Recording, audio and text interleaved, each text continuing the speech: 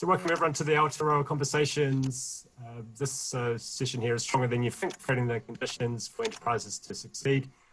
We've got here Anne Purcell from Ākina and Mel Tautalanoa from Ngahere Communities. I'll hand over to you. Thank you very much.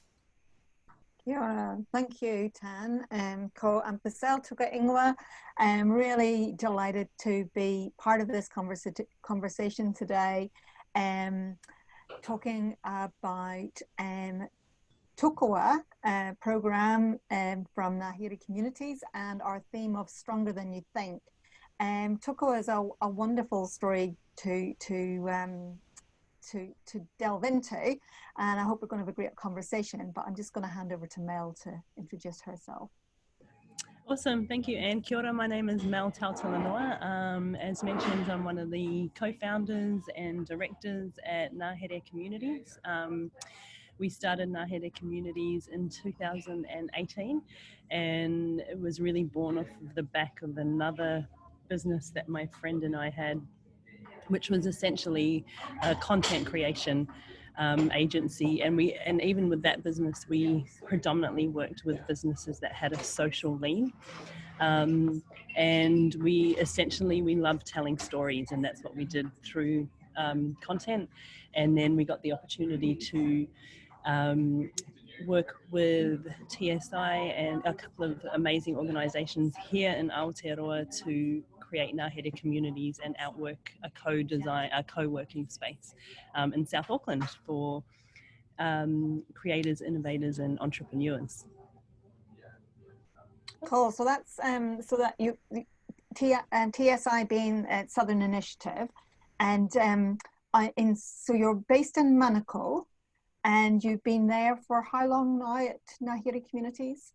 So we opened our doors in September 2018, and a part of our business model when we started Ngahere Communities was always to give back 10% of what we made to our community, to our creative community, to our entrepreneurial community. And that was just something that we had set as business partners from the very outset.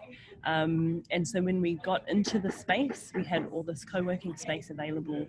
We had a building, we had a community of really cool people that were doing amazing things in the social enterprise space. And we thought, what would it look like if we put those two together? We had the space, they had the ideas. And so that's essentially how Tukawa was born. It was a really authentic process of pulling in some of our mates and just saying, use the space and tell us what it's like for you. How is it impacting what you're trying to do? And out of that, we saw this really natural sort of relationship building starting to happen, where there was, I guess you can call it networking if you like, but there was networking going on where people were starting to work in with each other, and that really was the bones and the foundation of Tukawa. And then we could see that we had something amazing there, and so we just really started to build on that. Cool, thank you. Tell us about the name. Where did the name for Tukawa come from? So Tukawa actually was my business partner, Manawa's niece. She's Te Reo is her first language, and so we were asking her, we explained to her what the program was. We were like, we've got all these cool entrepreneurs and we're creating a space for them to thrive, to sort of let it rip. That's kind of the words that we used. And she used the word tukawa. She was the one that was like tukawa, and it really means to advance, to keep moving forward, to keep having momentum. And that's exactly, that's where it was born from, and that's exactly what we want to achieve as a collective of like-minded entrepreneurs. Cool. So I'm going to chip in now and tell you, I guess, share a little bit as well about my journey to connecting with Ngahere Communities and Tukawa, and kind of what that was like from someone who actually, your starting of Ngahere Communities and when I joined the team at Ākina was about the same time. And so, of course, new job, I was very consumed. I knew this, I had heard about the launch of Ngahere Communities, but I was way too busy being, inducted and getting into the world of Ākina to go and be right there, right at the very beginning. But it was about 6 months in the very beginning of the new year, what was that, 2018, I actually kind of wandered in, okay, I checked, or maybe I messaged and then we're saying, yeah, we're open, we're back, from the holidays. And I went down and we just had this yak around the table. We were set up in the bar stools, seats, and round the table and chatting. And it began a process of kind of figuring out, because it was kind of like, okay, Ākina, I was interested in the space. And over a few conversations, I began to go to Ngahere as using it as the co-working space of actually basing my work out of Manukau and out of Ngahere communities at Te Ha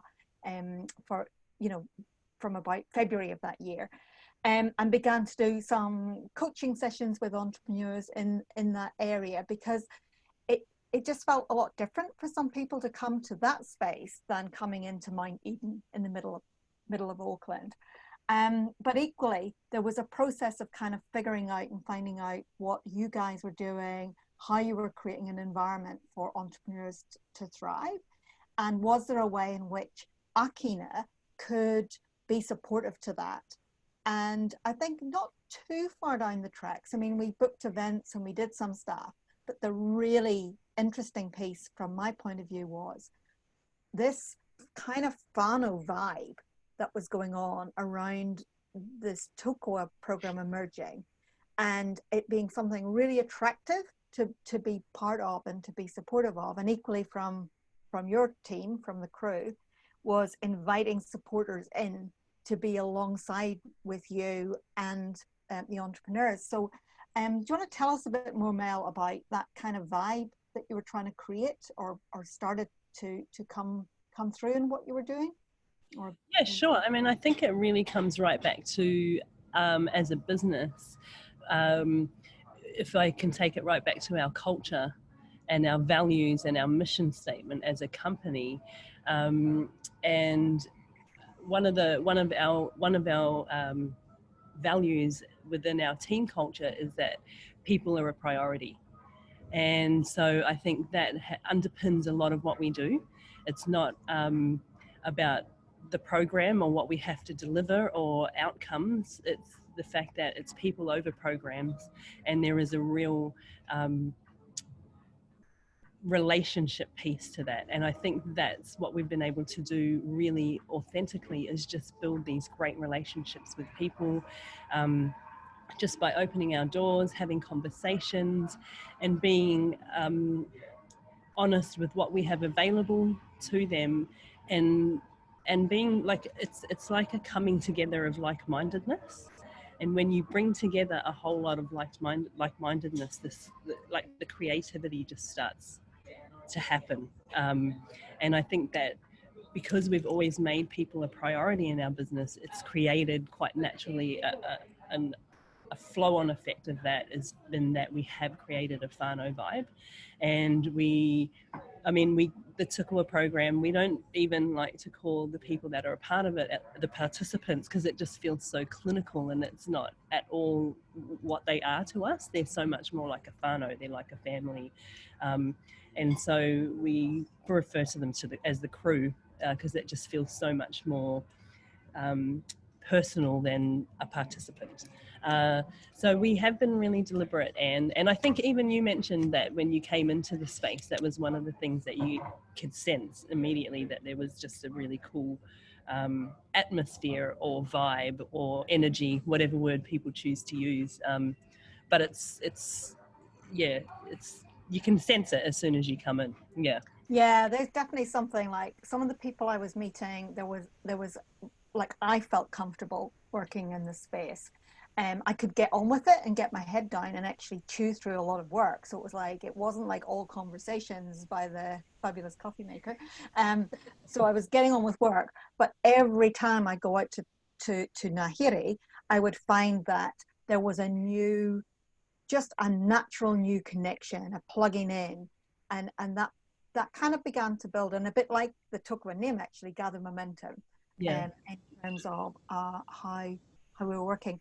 One of the things that I find interesting when we did the podcast series, so we did this podcast series as part of kind of evaluating what was happening at Tukawa. And there was a couple of people, Jerome from South Auckland Young Entrepreneurs, and Ray from Gametown, and they both talked about their initial reluctance. They were kind of like, oh, don't know, not sure about the group thing. And it was really interesting to hear how, having kind of gotten over that first step, that then suddenly this group of people, the crew, became such an amazing resource to each other. And it actually, one of the things that Ray talks about is also how quickly there's this Tautalanoa relationship happening, where he's actually, as he carries on in his journey, he's sharing his learning with others, and that becomes like a very natural peer-to-peer support that's going on. But I find it interesting that there was this bit of caution at first. It was like, not sure about that thing. I love that story when Jerome said that, one of the guys that's a part of Tukawa, we got him to share about his experience of being a part of the program, and he started to say, if you want me to share honestly, I actually felt like I had been given some funding, and so to oblige my funders, I attended a workshop that they or a program that they recommended would be good. So he really came out of obligation. He didn't really come with the expectation that there was going to be any value in it for him. It was the fact that he got money and he needed to show that he was doing what he could. And so for me, it was so awesome to hear him say that the value that he got out of it was actually incredible in the community piece as well. I think being an entrepreneur, being a creative or an innovator, it can be a lonely journey sometimes. Like you're forging or you're pioneering, that was one of the early phrases that we coined at Ngahere Communities, is that we are pioneers, and pioneering is hard work.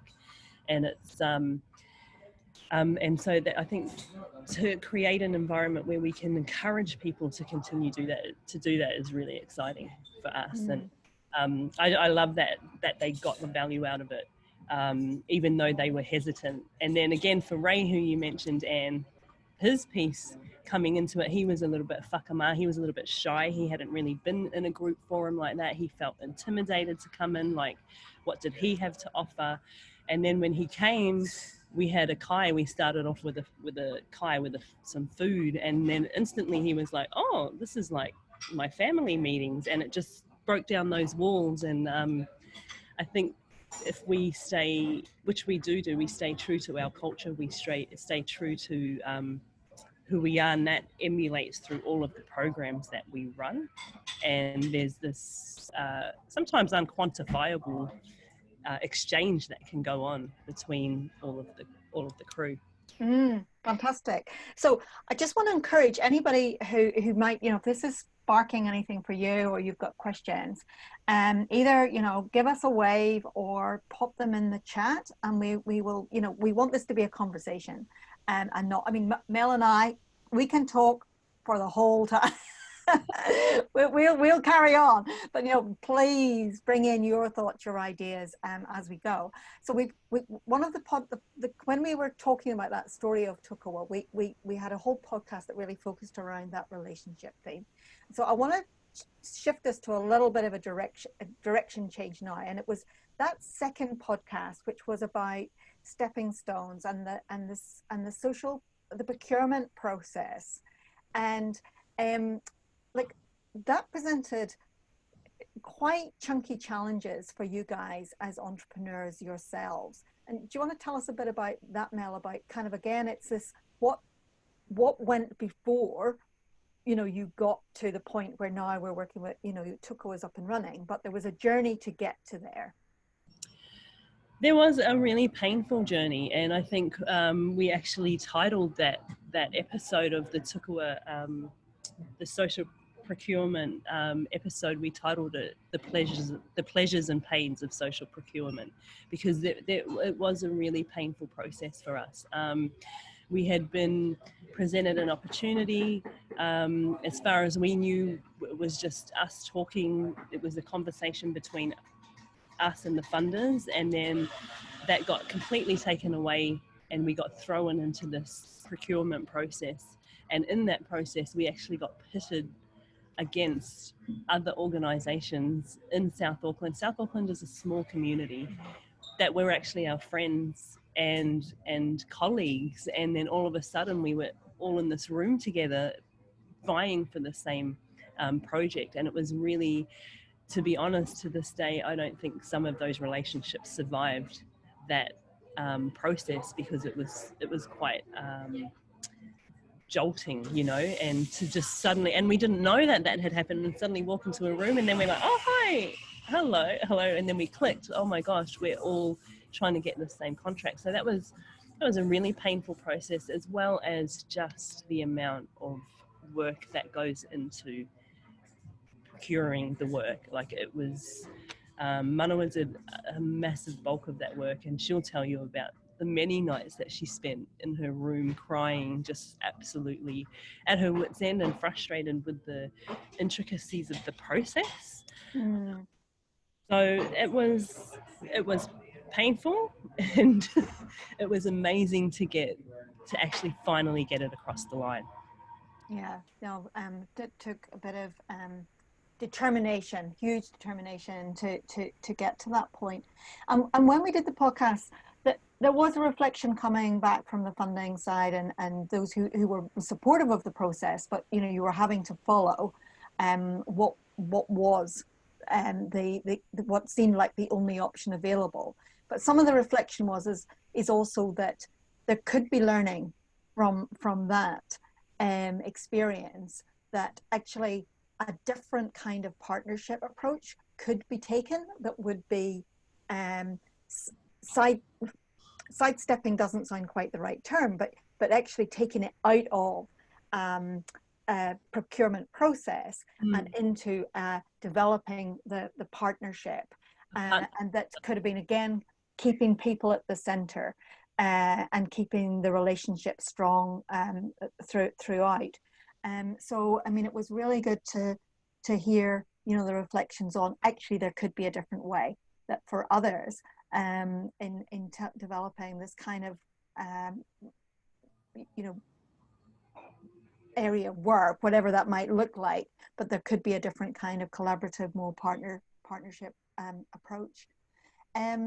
Anything else? There was one of the points that I popped or have I popped it in the chat? And just when you're, oh yeah. It's so there's we alongside the podcast we developed like an A3 kind of overview, a visual, and one of the points under procurement was helping create opportunities does not equal ownership. And you coined a great phrase in with that as well, and benefactor something or other. Benefactor what? Benefactor syndrome. Syndrome, yeah. So let's have a little nudge into benefactor syndrome and what that looked and felt like for you guys. Honestly, I think that, I'm just sorry if I'm looking down, I'm making notes and reading off of this A3 sheet that Anne's just referenced to. But and it sums it up beautifully. Helping create opportunities does not equal ownership. So if you know, if someone's helping to create the opportunities, they don't own that. Being a benefactor can come with never-ending expectations of gratitude, obedience, and service. You do not own your beneficiary. Encourage them to find their voice, their strength, and their pathway. And what we found is that people were like, okay, we're going to give you this money to take on this social procurement, and then start lumping in all these other expectations, because you're in this, like us as Ngahere communities, almost they're in this position of such gratefulness, and we're so thankful that then the expectation from the funder can just get a little bit blown out of proportion. And I think what we've learnt in our journey is to really put clear boundaries and very black and white words in contracts to make sure that it reflects exactly what our expectations are, and or what they can expect from us, what our deliveries are going to be and what our outcomes are going to be. We learned that lesson a little bit of the hard way. We were a little bit bitten, but nonetheless, now when we're engaged in the contract process, it's we're a lot more clear about what we will deliver and what is not included. We did coin that amazing term of the benefactor syndrome. It's a real thing. Well, yeah, and it's interesting because, you know, again, as someone coming in, you know, to work in the space and getting to know you guys, it was a wee while before we set up our first contract of working together, and that was to do these podcasts. And I guess one of the things that I think I feel like on you know, from Ākina's point of view, is that you put out really clearly some of that boundary stuff, you know, like so in a really good way, very upfront, very clear, very transparent. And one of the things that Ākina committed to is that we didn't want, you know, like, yes, we ended up with a contract for service, but what it was not to be was extractive. So we were actually finding a way to collaborate on this piece of work. And so then we talked through, you know, like the kind of the ownership, the distribution, the way we would work that out. Really good working on this. I think it did end up being quite a big chunky piece because it kicked in as well along with COVID changes and levels. So it was all a little bit more logistically challenging than we first thought. So yeah. I'm going to move us on to the next sort of theme, and that was the learn as you go and markers for wayfinding. So kind of like the high, and I think we've been talking about this already, about this you know, reflecting and learning and changing as you go, but I don't know if there's any reflections you have in terms of how Tukawa is evolving in terms of the learning process. Tukawa is like constantly evolving because we are dictated to by the participants. So it's very, very fluid in what we deliver because it's based on the needs of the crew who were a part of it at the time. So we run what we call a loose program. We fit in, our program fits in with the entrepreneurs as opposed to the entrepreneurs have to fit in with our program. So we don't deliver a 6-week, 3 days a week, 4 hours a day course. We deliver workshops, we deliver one-to-ones, and I think the real point of difference with Tukawa that we offer is it's a holistic approach. So there's a real pastoral care element to the delivery of the program as well, because, you know, if your whānau, if you've got struggles in your whānau or home life, then that is ultimately that's going to affect how you're operating in business. So we really do bring in a holistic approach to helping people, you know, and we go to them. Like I love going out and visiting all the different social enterprises and see what they're up to, what they're doing. I saw a question before from Guy who asked about what some of them are up to. I can talk about Kelly, who is a part of Tukawa. She runs a program called Whenua Warrior, and she's all about what she calls food sovereignty. So she is absolutely passionate about teaching whānau the skills and giving them the tools that they need to grow and produce their own food. And so they build garden boxes, they educate, they do workshops, they do team building, and it's all around the whenua, it's all around the land, it's all around growing your own fruits and your vegetables, how to live off the land, and it's all not for profit. So they use workshops with big corporate companies that will come out and do workshopping around gardens, and they use that for team building. That'll fund all the garden boxes that they then build and give to whānau, and they'll take a garden box with seeds and plants and give them the skills and the tools to have their own vegetable garden in their own home. And so with her being a part of Tukawa and all the partners that we have, we've been able to help her with her legal structures, which Ākina have been able to help us with. We've been able to help her with accounting stuff, with governance things. And I mean, we don't have all the answers. Trust, we don't know everything, but we have a lot of relationships with different people. So it's that connection point that we can offer. Okay, you need help with accounting, we've got someone that can help you out with that. Let's connect them. And that's what we do. We just utilize all of the relationships that we have, all of the networks that we have, and we're massive on collaboration. It's one of our favorite words. We just absolutely love to collaborate with people. Competitive is like the antichrist word in our environment, because competition, it's not healthy. We just think that if we can collaborate, we're going to thrive as a community so much more. And I'm just thinking about, like we mentioned Ray from Game Tan, and they run like an e-gaming business, and what in esports. And one of the things, and I mean, again, through Tuko Talks, I had my mind opened to this different world. So that was really cool. It was an education. But one of the things that was really awesome for Ray in terms of his business was actually accessing studio space. So, to be able to come in under the umbrella of, Ngahere communities to have his space and to be able to take actually leaps forward for his business. I think he felt like he had blown some of his 5-year plan out of the wind, blown it in like 6-7 months, of the progress he'd been able to make because he had been able to access space. And others, jewelry, like well-being, the Kawakawa ban products. There's a bunch of different the cards. We have Māori language cards and Samoan language cards.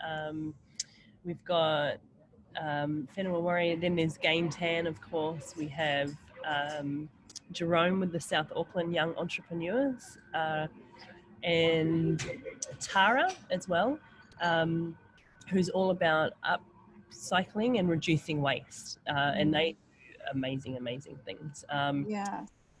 Clothing and all kinds of things, but essentially they're all creatives, and they're all Māori or Pacific Island as well. Predominantly, or not all actually, but they predominantly are Māori owned businesses or Pacific owned business. Yeah.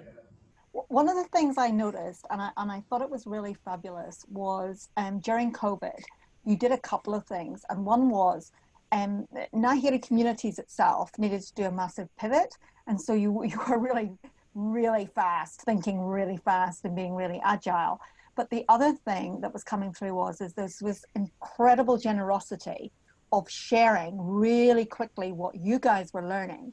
So like you're really in the entrepreneurial space and sharing with others and sharing widely. So that came across. And then the other piece was, and I got so much from this session that you did, which was a webinar, the Fund and Flow, where you were with Ants from Fairground Accounting, and you had like local panel. Actually, Tara was on that panel, and the conversation. But it really highlighted for me this link between like creating a sustainable business model and the need to consider like the impact and the change you're trying to make, but alongside all of that also how important mindset is.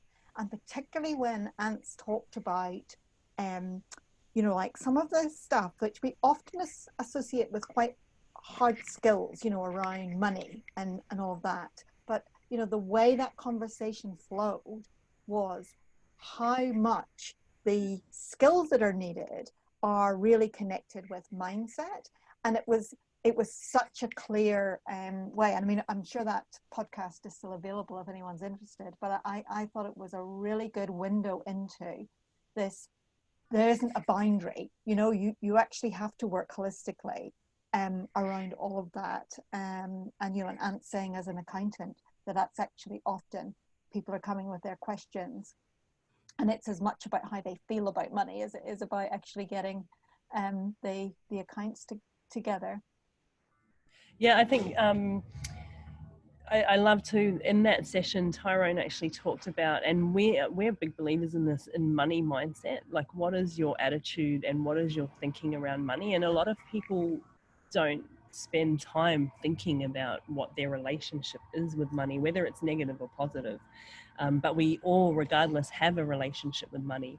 And I find a lot of the people that we talk to with Tukawa, or potential, some of the potential participants that we will talk to, they just, they are financially illiterate. Like, they don't understand finances. If you talk to them about forecasting, or that'll just shut them down immediately. But if we can provide them with some wraparound help to help them navigate some of the stuff that they actually don't understand and break down the scariness of it all, I think it just makes the process so much easier for them. So having that Fund and Flow webinar was a really, I think we at Tukawa, we always say that all the experts are in the room. So we don't often get people outside to come in, because everyone in the room has something to bring to the table.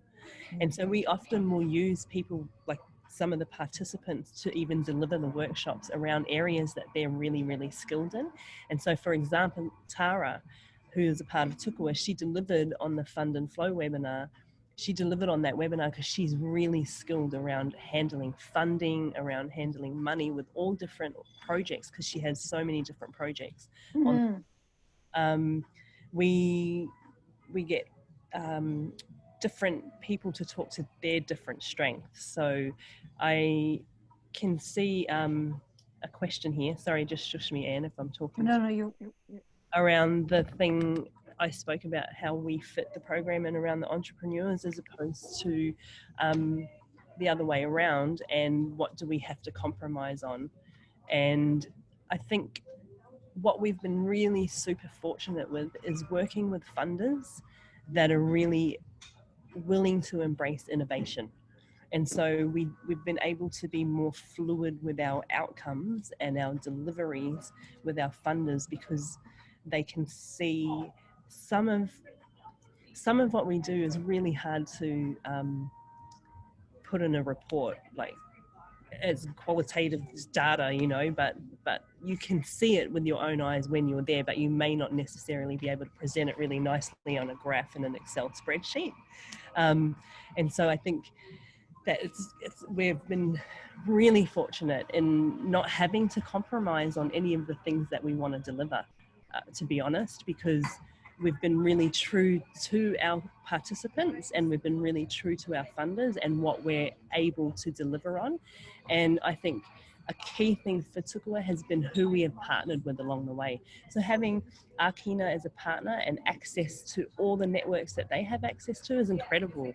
Partnering with ATEED and all the access that they have to different networks has been incredible for our participants. You know, we've been able to get big bulk, not us personally, but we've been able to connect them in a way where they've been able to get some incredible funding for their enterprise and what they're doing. And, you know, for us, it's super rewarding to see that collaboration happen, and to see people really starting to gain momentum, and see these businesses growing and their product development going from 1 product to 3 products to 5 products, and their website getting more polished. They're getting an e-commerce stores. And it's not because we know everything, it's just that we're able to go like, oh, you should talk to this person from Shopify, or you should talk to this person from ATEED. And it's honestly, it's the most rewarding thing when we can make a really good connection with someone, and then it births this whole other beautiful process.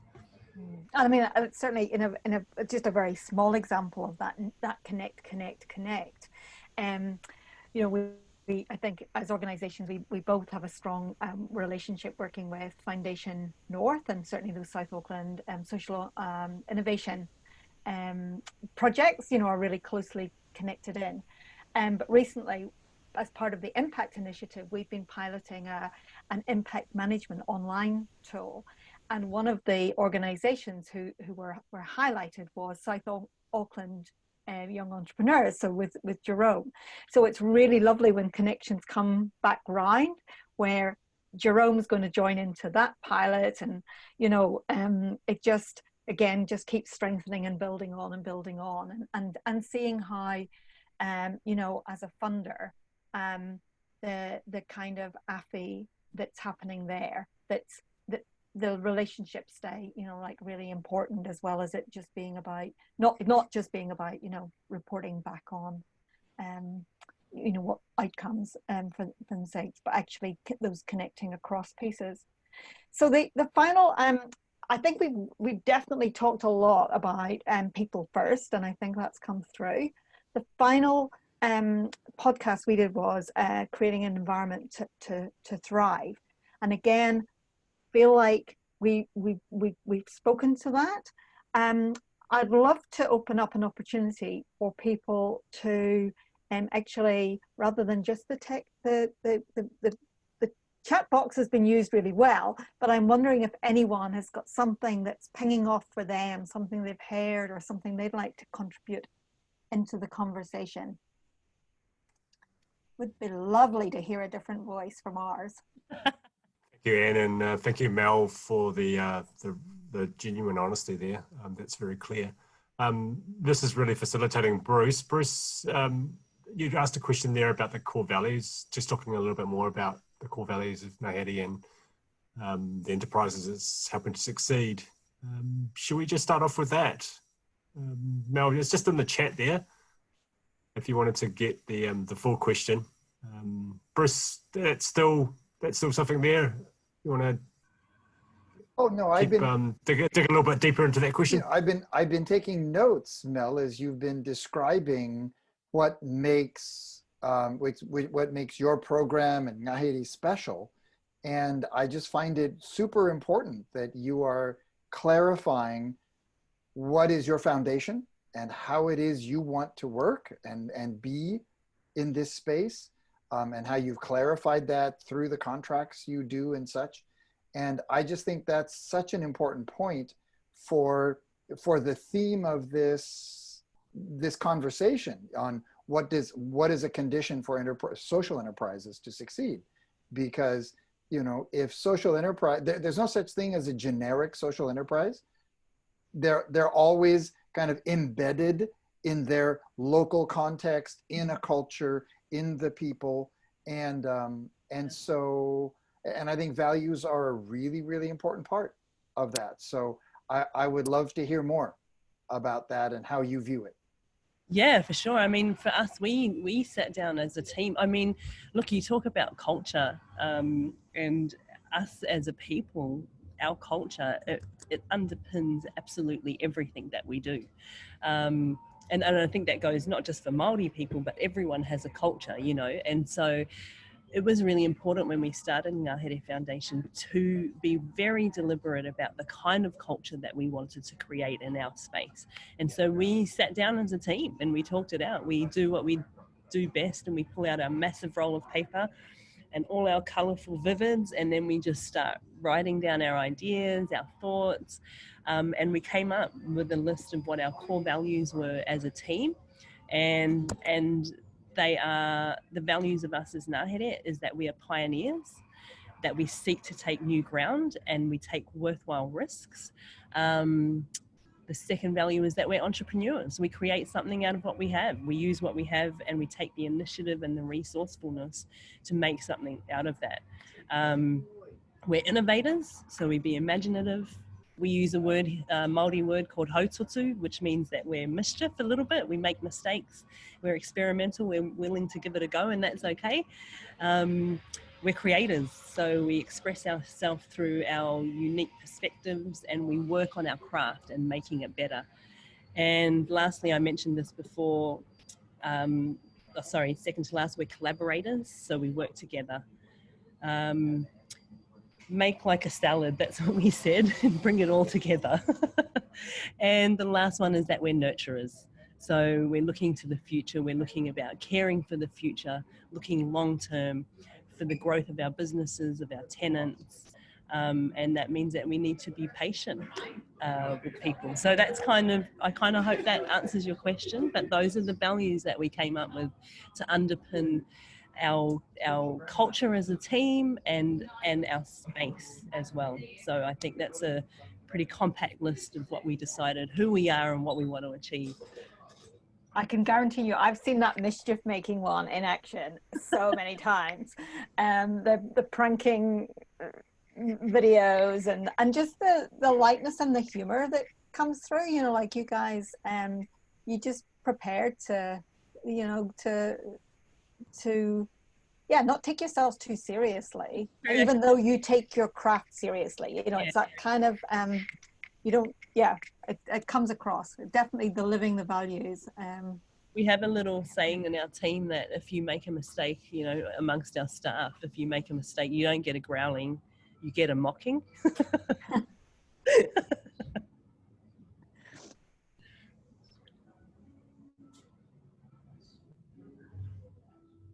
I was gonna say,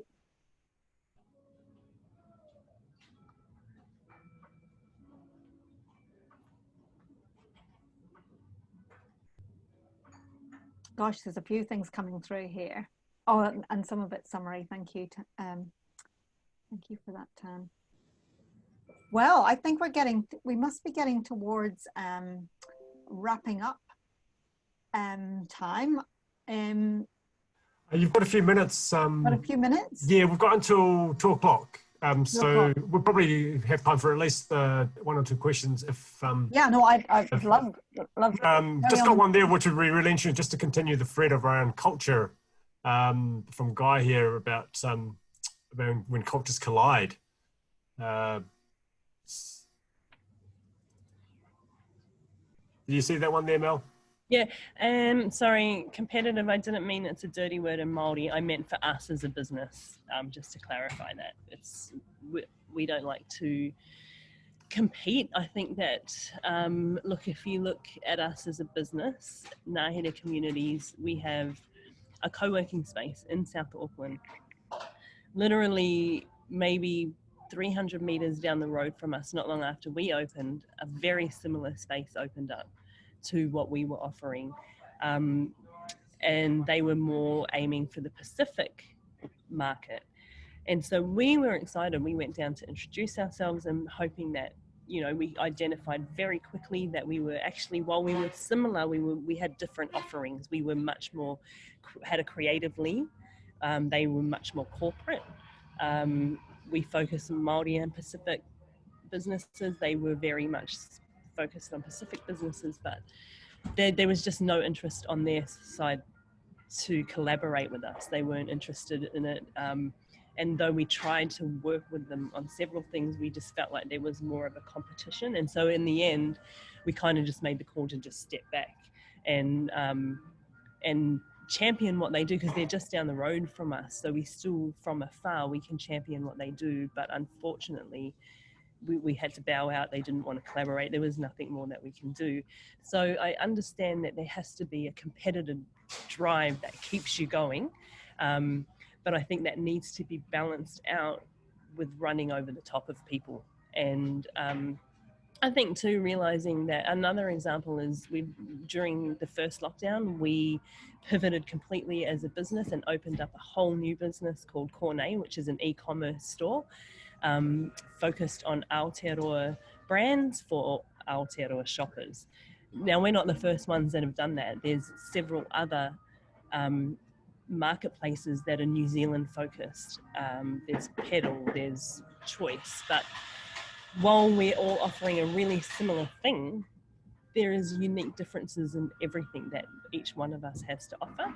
So I feel like there's room there for each different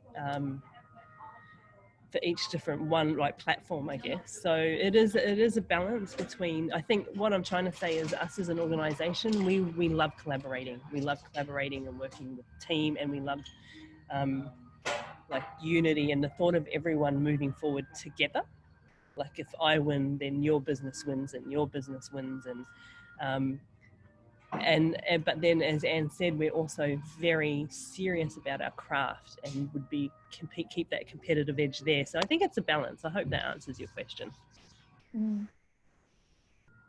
That's really, it's yeah, good to lean into what that actually looks like in practice, you know, when you're trying to reach out, and also, you know, finding that place where, I mean, certainly in terms of enterprise and creating impact is, you know, it's such a big thing for people to understand, you know, who else is out there, but also in the way that some of that offering can be, you know, complementary in terms of creating positive impact. And actually, you know, by that encouragement or afi and finding kind of those places of what's complementary and not actually stepping on each other's toes, that we can push impact, you know, further, change the dial and impact even more.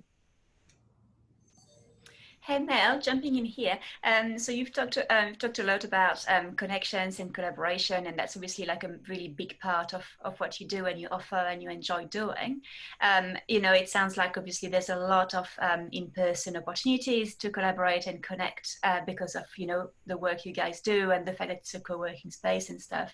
Is there anything else that complement kind of this kind of in-person, face-to-face, you know, connections and collaboration? Do you use like other mechanisms like online, and like what else happens? Yeah, for sure. I mean, and honestly, to be honest, that only came about because of the first lockdown, and we were forced, like many of us, into a position where we had to relook at how we were going to deliver the program. So we delivered online, our workshops and our one-to-ones like we normally would have. And then when we came out of the lockdown, we actually made a call to have our first workshop as a webinar. And so we do deliver on an online forum. And if you look up Ngahere Communities, there's a Tukawa page there. All our resources are actually available on there. So the Fund and Flow webinar that Anne's talking about, all the Tukawa podcasts, the Stronger Than You Think podcasts are all available on there to listen to. We're just about to do a new workshop around legal structures with Ākina. That will be available. We're delivering that in person and as a webinar, and then it'll be available as an online resource after. So we really love to share the knowledge that we have with, like, once we create the resource, we like to put it out there for other people to use as well. Yeah, I'm very excited about the content that we deliver is that we have a really creative team. So the content that we end up delivering is, I am really confident in the content that we can bring. Yeah. And I'm certainly working with Tukawa on the legal structures. We actually delivered another legal structures, you know, just a straight up workshop face-to-face, like last year or the year before, like a wee while ago. But this time around, you know, rather than being sort of, I don't know, feeling nervous about levels, lockdown levels and all of that stuff, it's like this time, like, we're going live, we're going online, we're recording, we're sharing.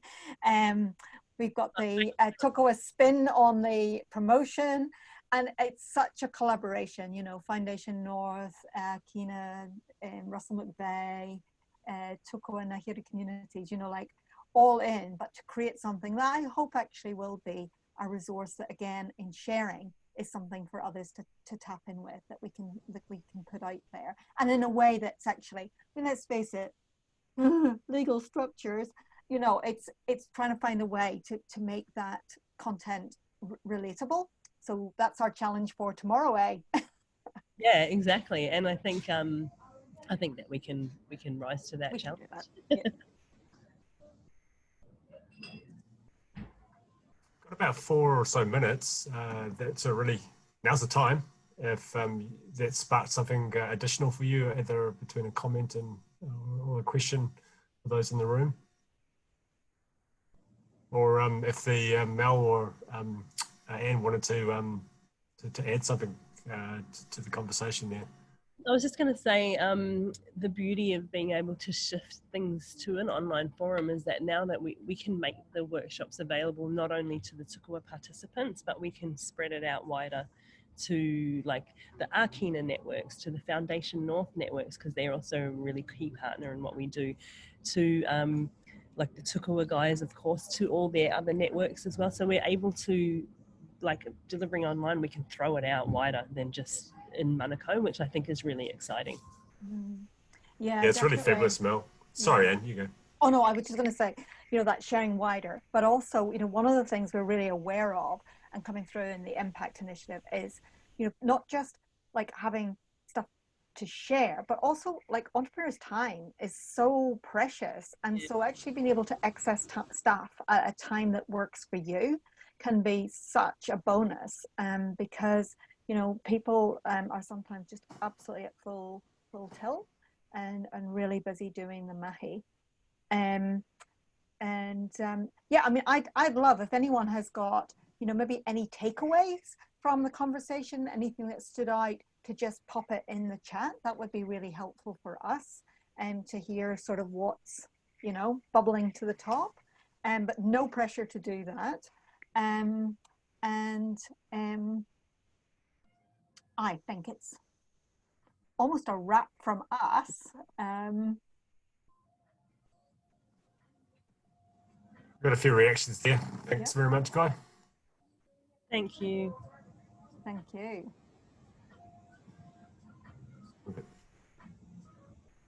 Thanks very much. It's really amazing. Thank you, Mel. Thank you so much. For the stories of honesty. Because it's not really a perfect world, is it? And you've got to just have to deal with it each stage at a time. And I think it's really great that you learn a lot more from sometimes from what was unexpected, isn't it? And it's good to share that. Thanks very much, Anne, for your facilitation.